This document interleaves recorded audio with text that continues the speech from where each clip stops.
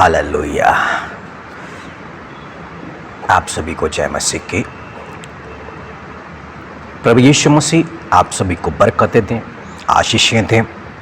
आप जो अपने सुबह के समय 5 से 10 मिनट परमेश्वर के अनमोल मोती के लिए जो समय आप निकालते हैं, इसे सुनते हैं, इसे समझते हैं, इस पर मनन चिंतन करते हैं, ये आपके लिए एक बड़ी आशीष का कारण बनेगा।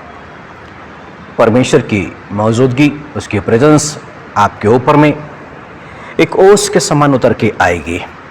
और परमेश्वर ने हुस्न नबी की किताब में ऐसा ही ठहराया है, जैसे अंतिम बारिश आती है परमेश्वर बिल्कुल वैसा ही आता है। उसी वचन में परमेश्वर ने यह भी ठहरा दिया है कि जैसे ओस, बस परमेश्वर हमारे ऊपर में ऐसा ही आता है। तो इसलिए परमेश्वर का धन्यवाद हो जो सत्य प्रतिज्ञा है और लगातार हम सभी की सुधि रखता है। हमें उस स्वर्गीय स्थानों पे हमारा इंतजार कर रहा है कि पृथ्वी पर हम सभी अपने कामों को खत्म करके जो कुछ हमारे हाथों में सौंपा गया है, हमें वो स्वर्ग में ग्रहण करे। आप जानते हैं जब स्तिफनुस पर पथराव किया जा रहा था प्रेतों की किताब में, तो पिता के दाहिने ओर यीशु मसीह स्तिफनुस के लिए खड़े हो गए थे और स्तिफनुस ने पुकार के कहा था, मेरी आत्मा को ग्रहण कर। हालेलुया।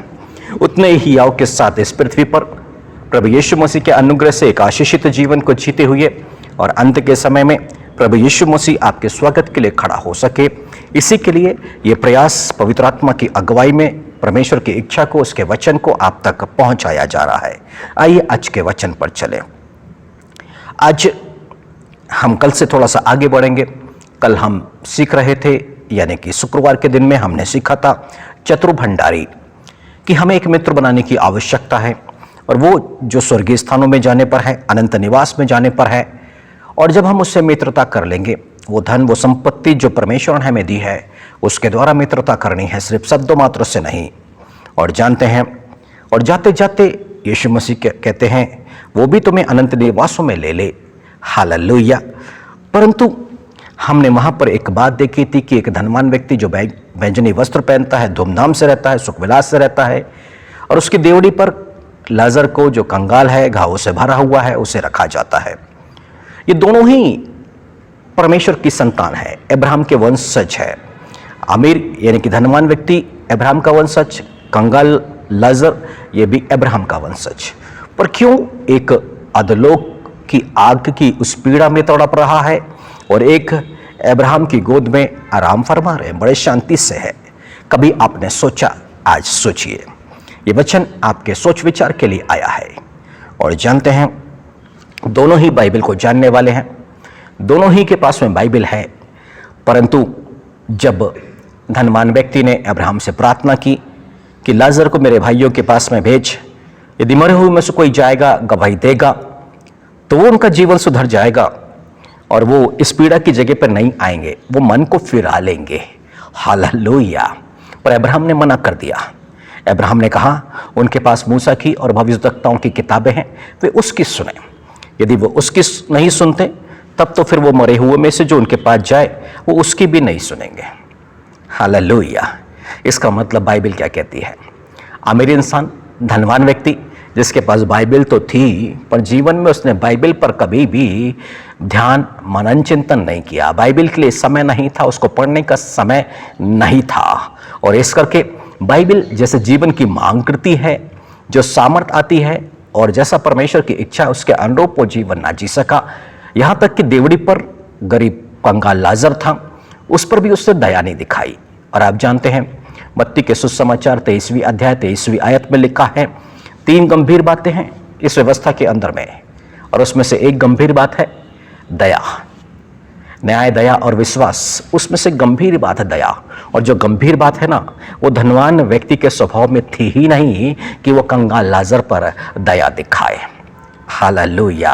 यानी कि बाइबल क्या करती है? जो बाइबल हमारे पास में है वो हमारे स्वभाव को बदलती है, हमारे स्वभाव में पवित्र आत्मा के फलों को उत्पन्न करती है।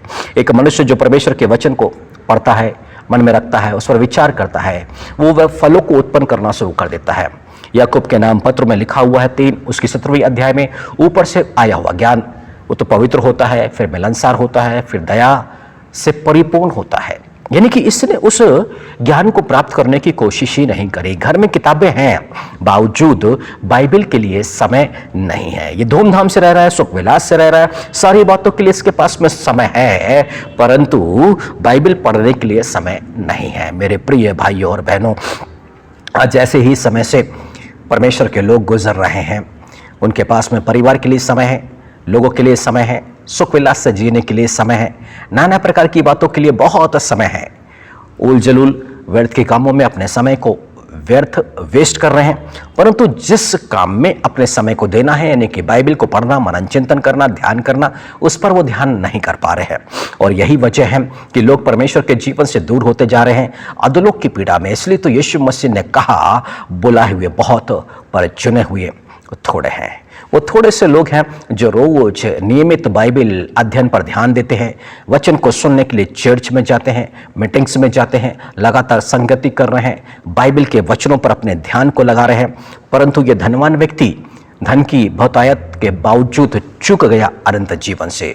उसने सोचा धन संपत्ति जो कुछ है यही सब कुछ है, और उसी में ही वो खो करके रह गया है, और बाइबल के लिए वो समय निकाल नहीं पाया। मेरे प्रिय भाइयों बहनों, ये घटनाएं आज हमें चेताती है, सावधान करती है कि धनवान व्यक्ति का अनुसरण ना करें, बल्कि जो कंगाल है, लाजर है, हम उसका अनुसरण करें।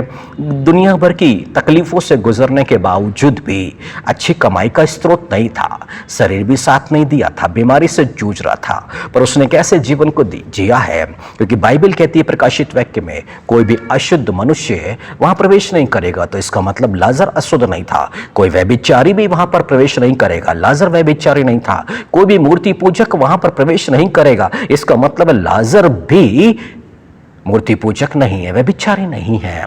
बाइबल में यह भी लिखा, कोई भी झूठ का चाहने वाला और गढ़ने वाला वो भी वहां प्रवेश नहीं करेगा। इसका मतलब है इसने पैसे कमाने या दूसरी बातों के लिए कभी झूठ का सहारा नहीं लिया है। हालेलुया। एक सत्य का जीवन जिया है, वचन के अनुसार उसने जीवन को जिया है। तमाम कमी घटी थी, परेशानी थी, दुख थी, बीमारी थी, बावजूद परमेश्वर के वचन को उसने जिया। इसलिए तो अब्राहम की गोद में आज आराम से जीवन को व्यतीत कर रहा है। ऐसे जीवन से परमेश्वर हमें बचाना चाहता है, इसलिए तो प्रभु यीशु मसीह इन सच्चाई को हम तक लेकर के आई है। तो आइए हम प्रार्थना करेंगे। हालेलुया। धन्यवाद मेरे पवित्र पिता परमेश्वर, हमारी आंखों को खोलने के लिए, हमारी आंखों को ज्योतिर्मय करने के लिए, हमारी आंखों के सामने जीवन की बातों को दिखाने के लिए हम आपका धन्यवाद करते हैं। आपके अनुग्रह से मेरे पवित्र पिता आज हम सभी जान गए हैं मेरे प्रभु जी कि बाइबल का अध्ययन नियमित करना कितना ज़्यादा ज़रूरी है, कितना ज़्यादा उसको मनन चिंतन करना। प्रभु जी, बाइबल का वो वचन जो हमें सुधार सकता है, हमें बदल सकता है, हमें परिवर्तित कर सकता है, हमें फलों को उत्पन्न कर सकता है प्रभु जी।